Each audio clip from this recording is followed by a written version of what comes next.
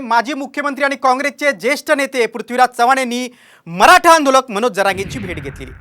ही सदिच्छा भेट असल्याचं त्यांनी सांगितलंय। आपण मुख्यमंत्री असताना आरक्षण दिलं, मात्र फडणवीसांनी आरक्षण घालवलं अशी टीका यावेळी पृथ्वीराज चव्हाण यांनी केली। कोण मागे काढा ओके।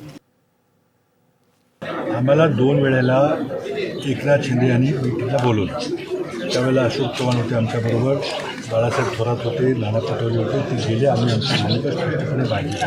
नुसतं मीटिंगचं जर गाठगाठ करणार असाल, आम्ही आमची भूमिका मांडली। आता सरकार म्हणून तुम्ही निर्णय घ्या, आम्ही तुम्हाला पाठिंबा द्यायचा निर्णय घेतला। आम्हाला मराठा समाजाला आरक्षण द्या अशी मागणी आहे, चर्चा नका करू, मागणी करा।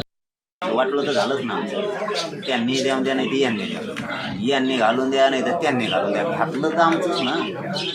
त्याच्याबद्दल काही दुमत नसण्याचं किंवा आमची काही शंका असण्याचं किंवा राजकीय स्टेटमेंट करायचं आम्हाला काही गरज नाही। सगळे सारखे असल्यामुळं वाटलं तर मराठ्यांचं